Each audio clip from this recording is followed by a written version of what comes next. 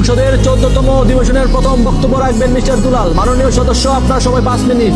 ধন্যবাদ মাননীয় স্পিকার। মাননীয় স্পিকার, আমাদের এই বাংলাদেশ সবুজ শ্যামল প্রকৃতির এক অপরূপ লীলাভূমি। এদেশের বুক জুড়ে বয়ে চলে পদ্মা, মেঘনা, যমুনার মতো অসংখ্য নদ নদী। মাঠের পর মাঠ, সবুজ ফসল, দিগন্ত জোড়া ধান ক্ষেত আর পাখির কণ্ঠে জেগে ওঠে এই বাংলার সকাল। কিন্তু অত্যন্ত দুঃখের সাথে বদ্ধ এদেশের সাধারণ জনগণ আজ ন্যায় বিচার থেকে বঞ্চিত। মাননীয় স্পিকার, এই মহান সংসদে আজ আমি 3টি গুরুত্বপূর্ণ বিষয় নিয়ে আলোচনা করব, যে বিষয়গুলো অবহেলার কারণে আজও আমাদের দেশে উন্নয়নের ছোঁয়া পায়নি। মাননীয় স্পিকার, প্রথমত এই দেশ ধ্বংস হওয়ার একটি গুরুত্বপূর্ণ বিষয়, সেটি হলো অনলাইন জুয়া, যেটি কিনা এদেশের কিছু শিক্ষিত চুরিদের মাধ্যমে আমেরিকা, চীন, রাশিয়া থেকে পরিচালিত হয়। বাংলাদেশ থেকে বিভিন্ন ওয়েবসাইটে খুব সহজে সাধারণ লোক এগুলা খেলতে পারে, বিভিন্ন মোবাইল ব্যাংকিং এর মাধ্যমে আর্থিক লেনদেন করে, যার ফলে আমাদের দেশকে আর্থিক সংকটে ফেলছে। এমনকি কিছু কিছু ক্ষেত্রে দেখা যায় জুয়ার টাকা জোগাড় করতে যুবকরা বেছে নিচ্ছে চুরি, চিন্তায়, খুন খারাপি, যার কারণে প্রত্যেকটা ফ্যামিলিতে আজ অশান্তি বাড়ছে, মানসিক চাপ। মাননীয় স্পিকার, আফসোসের ব্যাপার হলো এদের শুধু জুয়ারিদেরকে ধরা হচ্ছে। যারা জুয়ার সাইট চালিয়ে অবৈধ টাকার পাহাড় বানিয়েছে তারা ধরা ছোঁয়ার বাইরে থেকে যাচ্ছে। তার কারণ কি জানেন? কারণ হলো তাদের সাথে জড়িত এই দেশের আইনের লোক সহ বিভিন্ন এমপি মন্ত্রীদের মামা খালুরা, যাদেরকে আমরা দেশের উন্নয়ন করার উদ্দেশ্যে বিভিন্ন চেয়ারে বসাইছি।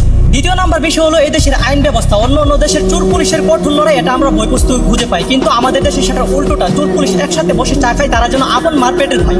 আপনি সাধারণ জনগণ, আপনার জন্য এই দেশের আইন হয়ে যাবে কঠোর, কিন্তু আপনি টাকাওয়ালা প্রভাবশালী, আপনার জন্য এই দেশের আইন হয়ে যাবে হাতের পুতুল। অন্য অন্য দেশের অপরাধীরা আইনের হাতে গেলে তারা তারের মতো সোজা হয়ে ফেরত আসে, আর আমাদের দেশের অপরাধীরা জেলখানা থেকে বেরিয়ে আসলে আগের থেকে ভয়ঙ্কর হয়ে ওঠে। কারণ এদেশের জেলখানায়ও মিলে বিলাসিতা, যদি অপরাধীদের কাছে থাকে টাকা। আর যে দেশের জেলখানা অপরাধীদের জন্য বিলাসিতা হতে পারে, সে দেশ আর কতটা অপরাধ মুক্ত হবে সেটা আপনার আর আমার জানার বাকি নেই। মাননীয় স্পিকার, সর্বশেষ আমি একটা বিষয়ে কথা বলতে চাই। মধ্যপ্রাচ্যের আকাশে কেন বারবার সরকার পতনের স্লোগান ওঠে? কেন রাজপথে নামে হাজারো মানুষ? কেন জনতার কণ্ঠে উচ্চারিত হয় পরিবর্তনের ডাক? এর উত্তর খুঁজতে খুব বেশি দূর যেতে হয় না। যখন কোন শাসক জনগণের ভালোবাসা এবং বিশ্বাস নিয়ে ক্ষমতার চেয়ারে বসে, কিন্তু ক্ষমতায় বসে জনগণকে ভুলে যায়, তখনই শুরু হয় খুব।